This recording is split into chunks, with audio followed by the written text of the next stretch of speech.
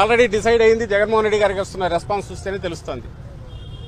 వీళ్ళు ఎంత తొక్కితే అంత జనం ఎంత గుంతలు తవ్వుతున్నారు. ఎక్కడైనా విచిత్రంగా గోతులతో కూడా ఉంది. రోడ్ల తవ్వేస్తున్నారు. గోడలు కట్టినా కడతారేమో నెక్స్ట్ టైం ఆయన ఎక్కడికైనా వెళ్తే. అడ్డు గోడలు కట్టేసి ఇంకెవరు రాకుండా చూస్తారేమో. కంచెలు వేయడము, ముళ్ళ కంచెలు, ఎక్కడో శత్రువు సైన్యం వచ్చి మీద పడతాంటే కోటను కదా చుట్టూ కందకాలు తవ్వి ఫిరంగులు పెట్టుకొని కూర్చున్నట్టు.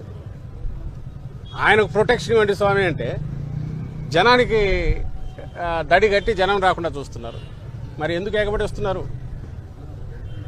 ఈరోజు ఆ జ్యోతిలో చూశాను, జనం కరువు, ఇది ఆర్భాటం, ఎక్కువ జనం నీళ్ళని.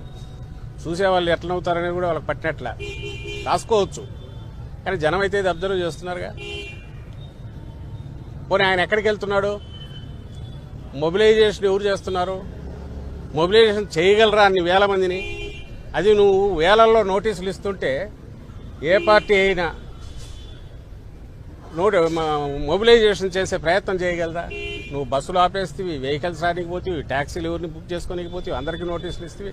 నిన్న నెల్లూరులో నాకు తెలిసి 5,000 10,000 నోటీసులు.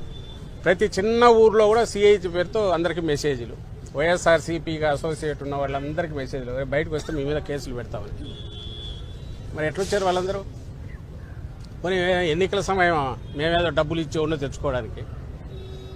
ఇవన్నీ లాజికల్గా ఆలోచించాల్సిన క్వశ్చన్స్. ఇదంతా ఎక్కడి నుంచి వస్తుందంటే జగన్మోహన్ రెడ్డి గారు తాను చేసిన మంచి పనుల్లో ఉన్న అభిమానము, ఆయన మిమ్మల్ని తెచ్చుకోక మళ్ళీ ఈ దరిద్రాన్ని తెచ్చి నెత్తిన పెట్టుకున్నామనే బాధ, ఆక్రోశం, ఇది జనం వీటి నుంచి వ్యక్తం అవుతోంది. అది ఎక్స్ప్రెస్ అవుతోంది బలంగా. అది రియలైజ్ కాకపోతే వాళ్ళ కర్మ.